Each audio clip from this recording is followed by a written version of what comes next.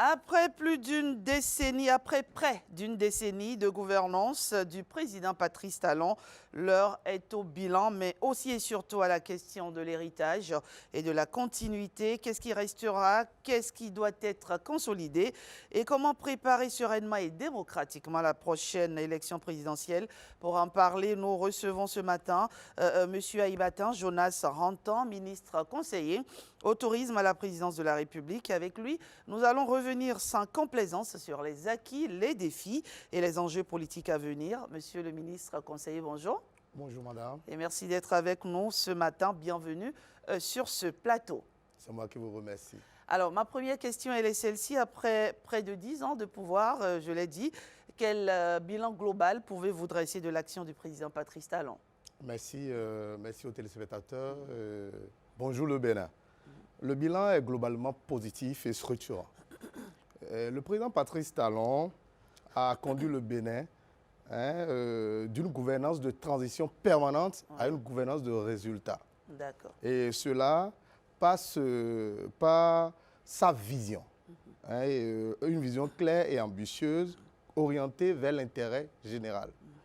Et nous ne vendrons pas de secret pour dire que les programmes d'action de gouvernement successifs, c'est-à-dire au premier mandat comme au second mandat, sont des programmes faits, ce ne sont pas de catalogue d'actions, ce sont des programmes structurants qui ont lié réforme et perspective, planification et assainissement global de l'environnement que nous connaissions jadis au Bénin.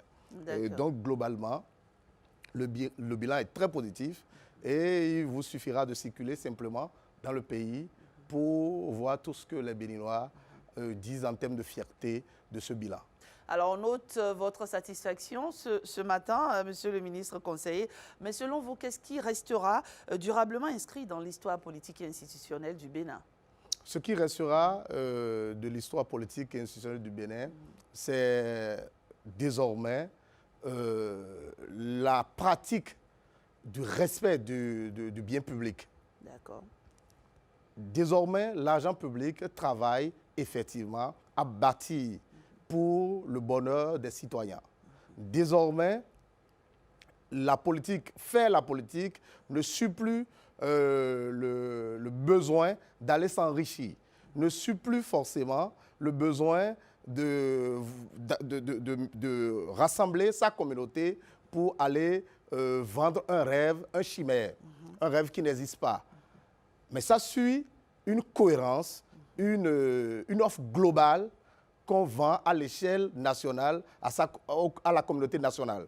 Nous avons quitté l'existence de micro-partis pour des partis d'envergure.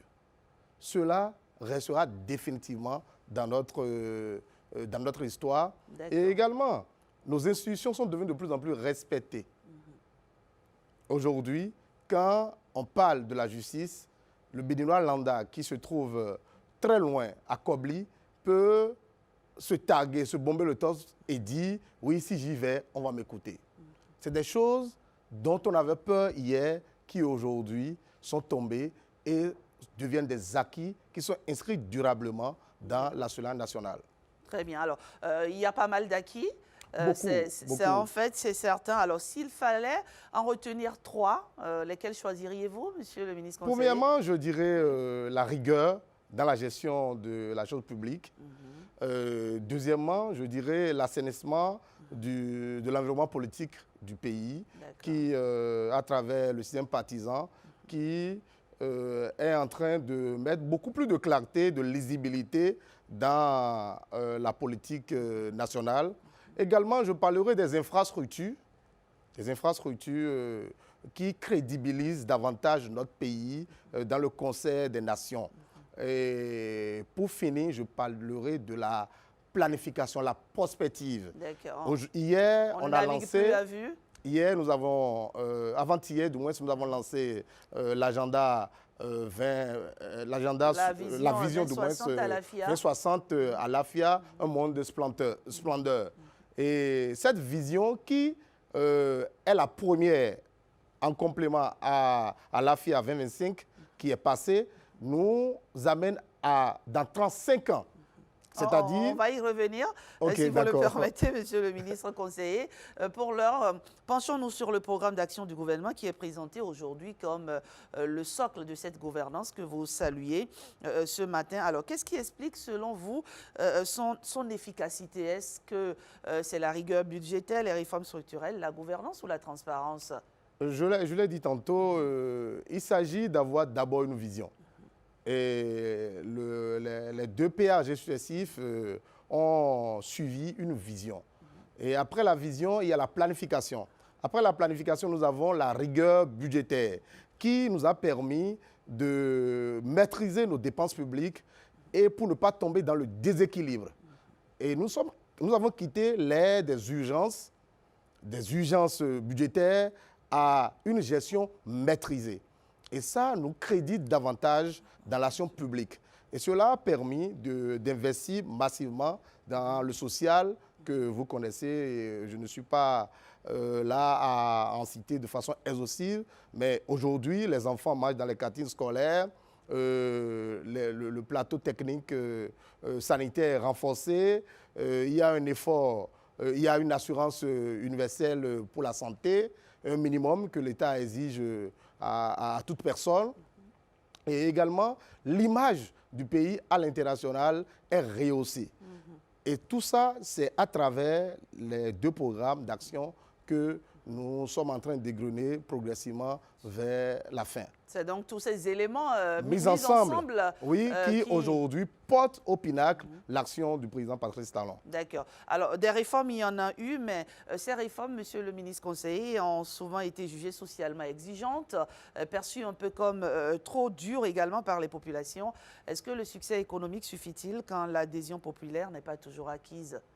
Ce que nous disons en termes de rigueur, de difficultés, même dans nos propres familles, si nous voulons atteindre des objectifs, si on ne se définit pas une ligne claire et si on ne fait pas une certaine... on ne se donne pas une certaine exigence, on n'y arrive pas. Et tout le monde sait, quand on est malade et on prend un traitement, souvent, le traitement est parfois harassant parce que ce n'est pas dans notre quotidien. Et c'est conjoncturel. Les sacrifices que nous venons de faire sont tellement conjoncturels que d'ici à là, d'abord, les gens ont commencé déjà par sourire parce qu'on n'a pas commencé avec le programme de cantine scolaire que j'ai tantôt cité. Oui. On n'a pas continué, on n'a pas commencé avec la subvention que l'État apporte aux retraités en termes d'appui à la santé. On n'a pas commencé avec un certain nombre de choses, les infrastructures, les routes, on n'en avait pas. Donc, les investissements qui ont été faits, le sacrifice que les Béninois ont consenti, nous ont amenés à là. Et ce résultat, c'est un résultat de tous les Béninois. C'est pour ça qu'aujourd'hui, de plus en plus de Béninois sont fiers de ce que nous avons pu réaliser en si peu de temps. Alors, vous voulez dire que c'est dur pour tous, mais c'est nécessaire? C'est nécessaire, puisque c'était un chemin obligatoire pour atteindre aujourd'hui les résultats que nous avons commencé par percevoir depuis le bout de tunnel. Vous voyez à l'écran la cité ministérielle qui bat tout autre projet qu'on aurait pu imaginer. Et tant d'autres projets, vous voyez, il y a la construction de la cité de la Défense qui est là. Aujourd'hui, le Béninois, qu'il soit à l'intérieur comme à l'extérieur, est de plus en plus fier. Hier, on ne comprenait pas, on se disait, est-ce que ceux-là ne vont pas amasser les richesses dans la caisse et se les distribuer? Mais on voit la redistribution à travers tant de facteurs sociaux qui galvanisent de plus en plus le Béninois, qui est prêt à continuer à serrer la ceinture, à contribuer substantiellement à cet effort qui est fait pour restaurer sa dignité. Pour en arriver là, il a fallu aussi beaucoup d'audace, l'audace d'un homme. Ah ouais, c'est en ça que le président Patrice Talon est un maître d'orchestre qu'il fallait réinventer s'il n'existait pas. Et les Béninois sont très fiers de lui et je ne trahirai aucun secret que de dire que c'est un prophète. Il a dit à la fin de son mandat que nous allons le porter au pinacle et je pense que déjà ça se fait, ça se chante dans toutes les rues de Cotonou et du Bénin. Les gens se demandent si il quittait, l'action connaîtra de suite. Donc il sera porté en triomphe selon son vœu. C'est déjà ça. Il est déjà porté en triomphe. Alors aujourd'hui, monsieur le ministre conseiller, la question qui se pose, c'est celle de la pérennisation des actions du président Talon. Cette question s'impose dans le débat public. Alors pourquoi est-elle devenue centrale maintenant? Oui, parce que nous sommes à nous égrenons le dernier trimestre du deuxième quinquennat du président Patrice Talon et son second mandat constitutionnel. Et vous savez, en octobre dernier, les partis politiques de la mouvance présidentielle ont désigné un candidat à sa succession. Succession parce que quand les mandats constitutionnels finissent, il faut une autre équipe pour continuer l'œuvre. Alors, il faut réfléchir pérennisation. Qui est indiqué pour faire quoi? D'où le choix naturel du ministre d'État, Romuald Wadayi, qui, jeune ministre dès le départ, a conduit aux côtés du président Patrice Talon les réformes les plus difficiles avec génie, abnégation et innovation, le secteur de l'économie et des finances nationales. Et il mérite tout l'étoffe qu'on lui reconnaît aujourd'hui. Et les Béninois n'ont pas de souci à se faire parce qu'il est à la tête d'une équipe expérimentée, une équipe qui a reçu suffisamment du maître, qui est le président Patrice Talon, et qui fera autant rêver les Béninois. Est-ce qu'il existe un réel risque de voir ces acquis remis en cause en 2026 ? Après 2026, pardon? Non, en fait, en réalité, les Béninois, tels que vous et moi, y compris, devront se rassurer davantage parce qu'il y a des acquis qui ont été déjà gravés dans le marbre. Mais parce qu'il y a beaucoup qui se disent, le président Patrice Talon le connaît pour sa rigueur. Est-ce qu'on peut encore, après lui, avoir un homme aussi visionnaire, avec autant de rigueur et d'efficacité? Je l'ai dit tantôt, le président Patrice Talon est un maître. Il sait faire. Il nous a appris tout le temps à comment gérer avec rigueur. Et tous ceux qui sont sous lui ont hérité de cette rigueur. Et comme je vous l'ai dit, le plus indiqué pour conduire l'action à sa place est un homme tout autant rigoureux que le président Patrice Talon. Et l'intérêt de ne pas voir les actions remises en cause, c'est que les Béninois se mettent en ceinture de sécurité pour cette gouvernance qui vient. En faisant quoi? D'abord en soutenant le projet, en accompagnant le projet de l'élection du président. C'est vrai que nous ne sommes pas en campagne, mais sortir massivement et célébrer le départ du président Patrice Talon et de lui montrer que ces actions à la tête du Bénin sont des actions salutaires et qui sont debout derrière celui qui a été désigné pour porter la relève. D'accord. Alors, vous le disiez tantôt, Romuald Wadayi a été choisi comme dauphin du président Patrice Talon pour porter l'héritage de son action. Qu'est-ce qui, dans son parcours et sa vision, en fait, selon vous, l'homme indiqué pour assurer la stabilité économique et institutionnelle du pays? Je ne vendrai aucun secret de vous dire qu'au début déjà de cette année, le Bénin a réalisé un exploit loué dans toute l'Afrique. Le rendant souverain et crédible aux yeux des investisseurs. Le Bénin a lancé un appel de fonds et a récolté en un temps record, alors que d'autres pays se chinent à en avoir. Le Bénin a récolté 850 millions de dollars, dont 500 en soukouk. Moi, je n'avais jamais entendu parler de ça, soukouk inaugural. Si n'eût été la perspicacité, l'ingéniosité du ministre des Finances, le ministre d'État chargé des Finances, de l'économie et des Finances et de la coopération, Romuald Wadayi, je n'aurais jamais su. Je n'aurais jamais eu à entendre ce mot. Son génie a toujours pourvu le Bénin des moyens nécessaires pour financer son action, pour financer ses projets. Et ce monsieur qui a appris auprès du maître, auprès du président Patrice Talon, pendant les 9 années passées, et cette 10e qui est en train d'être achevée, est celui le plus outillé, à même de savoir qu'est-ce qui a été placé à tel endroit, quel autre a été décidé pour tel autre endroit qui n'a pas encore été placé. Donc, nous n'avons aucun souci à se faire que de fier à ce choix que l'ensemble, l'unanimité de la majorité présidentielle a fait avec acclamation. Et vous aurez constaté qu'à Parakou, en octobre dernier, c'était une fête. Il y avait une grande mobilisation, la famille mouvante a affiché un front uni. Il y avait une grande liesse et de plus en plus, un consensus national se fait autour de ce candidat. Et comme je vous l'ai dit, il n'est pas seul.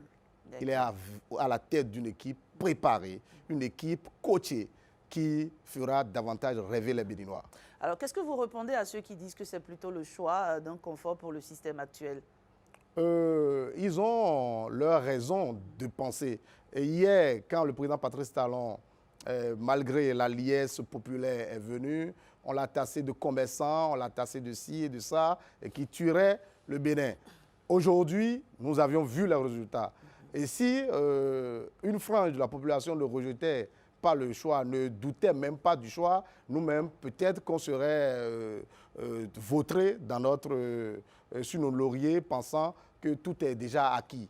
Tout n'est pas acquis. Le challenge fait qu'on travaille et qu'on donne le meilleur de soi-même. Et d'ailleurs, sans ce challenge, nous-mêmes, nous avons nos propres challenges et nous allons travailler pour le meilleur de nous-mêmes, pour que ce pays, d'ici 7 ans, d'ici 14 ans, que ce pays soit véritablement tassé de pays développés en Afrique.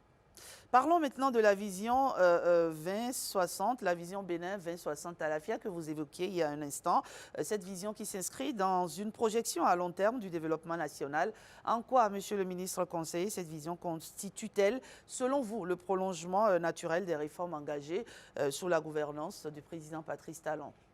La vision Bénin 2060 à l'AFIA, un monde de splendeur, est une vision pensée par le concours de tous les Béninois qui ont été consultés à travers des focus groups, des consultations d'experts à divers niveaux, des séminaires gouvernementaux et tout.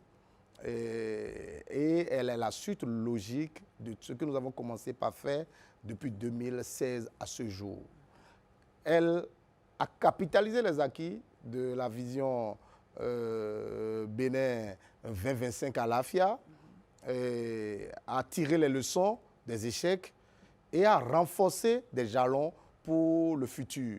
Et cela ne vous étonnera pas que je vous rappelle qu'un monde de splendeur vient du branding qu'a adopté le Bénin avant que la vision ne soit officialisée.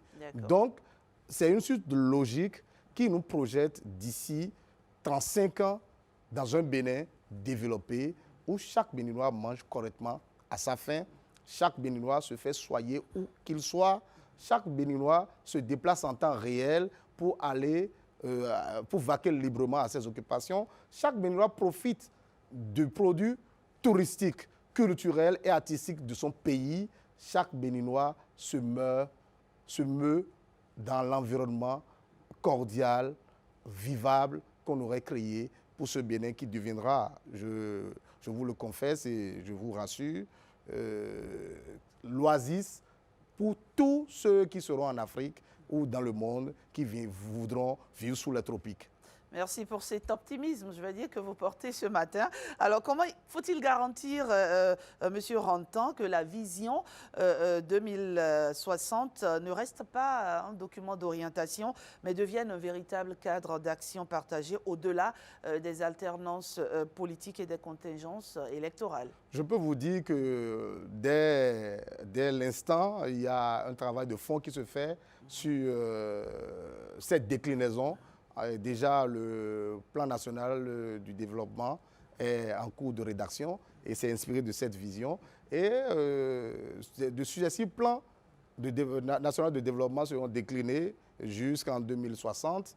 Et de ces plans nationaux de développement s'inspireront les programmes d'action de gouvernement et vont s'arrimer considérablement à ça. Après, les PDC. Et donc, c'est une chaîne de planification qui indubitablement donnera les résultats escomptés. Donc, personne ne viendra aujourd'hui. Et d'abord, elle a été adoptée en tant que loi. Et le fait qu'elle soit dans l'arsenal juridique impose que tout dirigeant puisse lui faire référence avant de se projeter dans l'avenir. Donc on ne viendra plus nous fabriquer quelque chose juste parce qu'on en a rêvé. On ne viendra plus dire que sur les 2 ponts qui sont derrière moi, on va faire 2 rails qui vont passer. Si ce n'est pas prévu, si ce n'est pas prévu, ce n'est pas prévu. Et il faudra le réfléchir, il faudra l'arrimer considérablement pour que l'aspiration des Béninois ne soit pas trahie, quel que soit le régime qui viendrait avant 2060. D'accord. Alors, la présidentielle pointe déjà à l'horizon, M. Rantan, et les dernières élections l'ont montré, l'issue d'un scrutin n'est jamais totalement acquise à l'avance. Alors, pourquoi est-il essentiel aujourd'hui de rappeler aux citoyens que leur mobilisation reste déterminante pour l'avenir du pays? D'abord, c'est le lieu pour moi, en tant que le plus jeune ministre du gouvernement, de remercier la population béninoise tout entière, notamment les électeurs, qui ont célébré le président Patrice Talon et ses réformes le 11 dernier. Le taux de participation que nous avions observé la fois dernière a été une réponse cinglante aux événements malheureux du 7 décembre. Des éreintés de la République qui ont voulu mettre à mal le bonheur des Béninois. Les Béninois sont sortis et leur montrer qu'eux, ils sont pour la démocratie. Et si les Béninois sont pour la démocratie, ils doivent le confirmer davantage le 12 avril prochain en sortant massivement porter leur choix. Rien n'est plié à l'avance. Rien n'est gagné à l'avance. Il faut que les Béninois sortent, manifester d'abord au président Patrice Talon que son action a été une bonne action à la tête de notre État et également montrer au régime qui vient que les Béninois sont debout et qu'ils observent. Parce que ne pas participer serait de laisser les gens faire et après regretter. Il faut que les Béninois sortent. Et il faut qu'ils montrent. Il faut une mobilisation citoyenne. Non seulement une mobilisation, ce n'est pas une mobilisation ordinaire. Il faut que nous lancions un appel aux pays voisins qui se jalousent aujourd'hui de plus en plus de notre développement, que les Béninois sont debout derrière leurs gouvernants. Ça sera l'essentiel. Et surtout les jeunes, il faut le rappeler, les jeunes, contrairement, moi j'ai commencé par voter quand on allait chercher les cartes d'électeurs, donc on est mobilisé par avance. Aujourd'hui, systématiquement, les jeunes deviennent électeurs à la maturité, à la majorité, et donc ils ne sont pas forcément informés. Et quand on le leur dit, ils ne comprennent pas. Mais je me dis que si un jeune comme eux, tel que moi, je le leur dis, ils seront davantage. Donc vous, jeunes primo-votants, sachez que votre avenir se joue là où on dit. Le 12 avril prochain, vous devez aller voter, vous devez aller choisir votre président de la République pour vous taguer, bomber le torse, dire oui, j'ai contribué à ce que ce pays se développe, ce pays soit bien géré. C'est une couche de la population, on le sait très bien, qui n'est pas forcément intéressée par la chose politique. Nous avons fait bien de sujets par ici, mais j'espère que ce matin, ils entendront votre message et qu'ils sortiront massivement, comme vous l'avez dit, un appel, pour remplir, on va dire, leur devoir citoyen. Et donc, pour conclure, à ceux qui pensent que le jeu est plié d'avance, vous répondez non? Non, ce n'est pas gagné à l'avance, ce n'est pas plié.